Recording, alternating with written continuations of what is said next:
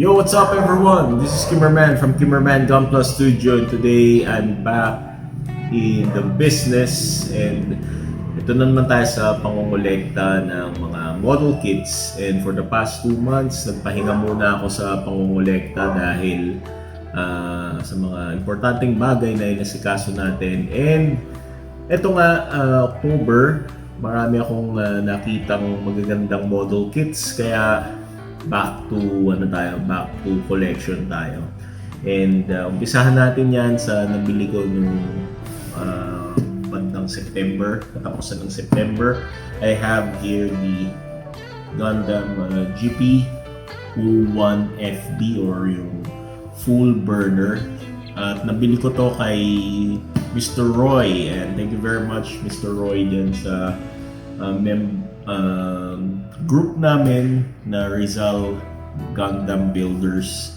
Isa siya sa mga members doon na nagbebenta ng mga model kits, at ang galing nga, actually ang dami niyang model kits na binibenta, yung mga tipo kong Gundams na mga lumang versions na.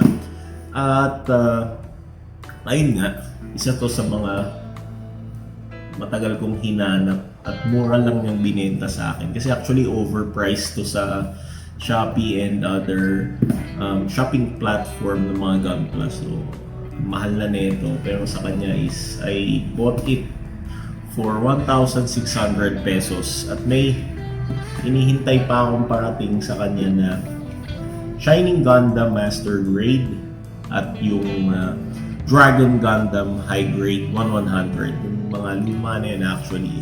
So sana dumating na sa November. Then another Gundam kit here, Gundam Curious from Gundam 00 series.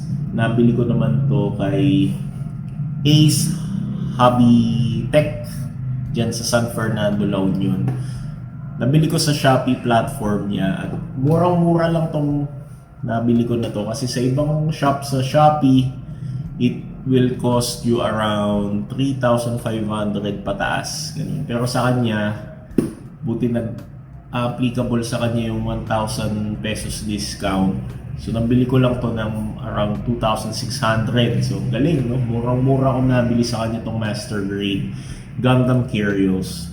At ayun nga, may nilagay pa siyang pangalan ko nga, kasi nga niyan ni-reserve niya. Then, dito tayo sa Moderoid. Marami akong Moderoid models na nagustuhan recently. Isa na dito yung Titanomachia, or ano bang basa talaga dito? Titanomachia kasi sabi ni Zaco Aurelius, pero basa ko nung una, Titanomachia. Ito yung Edelstein Zwei or Edelstein 2. Kasi yung mga Japanese modelers ngayon, even yung mga existing mobile suit sa Gundam, gustong-gusto ng mga Japanese pangalanan ng German terms. Like, ito nga, isa na to, yung Edelstein Zwei. So, this is from Moderoid. Although hindi to Gundam, pang design ni Naoki, I think. And this is a 1/48 scale. Wala akong idea kung anong klaseng series ito, pero parang novel kasi ito eh. But nagandahan ako sa design. May pagka-similarity siya sa Gundam model kit. So binili ko na siya from Good Smile Company. Then another kit from Good Smile, itong Vilkis from the anime Cross Ange. Actually hindi ko alam tong anime na to, and ang hirap maghanap kasi ng series nito sa net, especially sa YouTube, kasi syempre copyright yung ibang mga mag-upload. Doon naman sa Bilibili wala akong makitang anime nito. So anyway, interesting kasi may pagkaharem tong anime nito. And yun nga, nakita ko sa model kit na to, may pagka-similar kay Strike Freedom. So in order ko na siya. I bought this Vilkis from a Chinese shop dito sa Shopee. Nakalimutan ko yung name niya. Or no, this is not from a Chinese shop. Japanese shop ko pala ito nabili.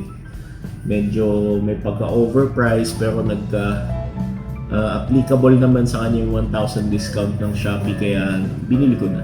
Ayan. Nabili ko ng mga around 2,300 yata. So Moderoid Vilkis.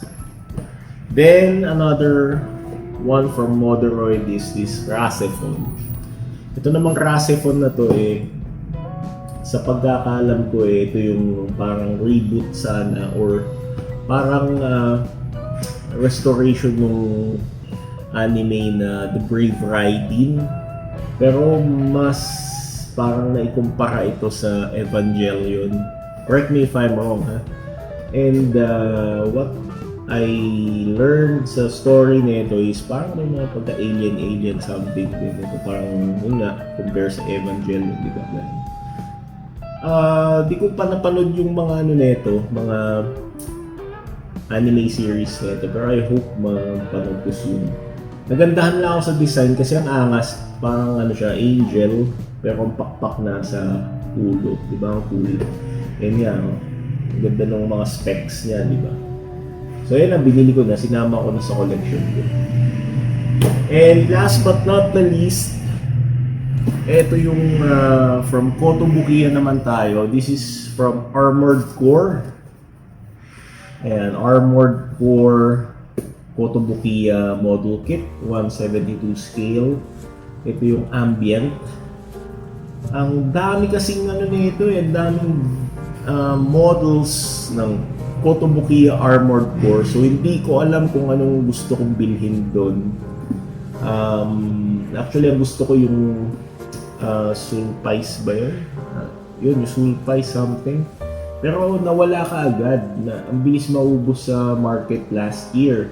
So what happened is, buti na lang si Wakaru Senpai, isa sa mga trusted shop ko sa Shopee, nagpa-pre-order na itong ambient. To be honest, that was October or September 2023. Ngayon ko lang nakuha. So 1 year na yung pre-order ko na to. Ang dami na naglabasan sa Shopee Market. Pero ngayon ko lang nakuha yung kay Wakaru Senpai kasi nga matagal din nakakuha ng ganito si Wakaru Senpai. Anyway, ang ganda nito, binuksan ko yung box nito, tinignan ko yung laman. Ang ganda ng details ng mga plastic na yung runners. So siguro mag-enjoy ako yung build nito. So that's it. These are my Gunpla and Mecha Model Kits overhaul for this month, October 2024. And tara, buuin natin lahat ito. See you next time guys sa unboxing review and kung may time pa ako, review na itong mga model kit na to. Goodbye, God bless, and take care. This is Kimmerman from Kimmerman Gunpla Studio saying, happy building guys!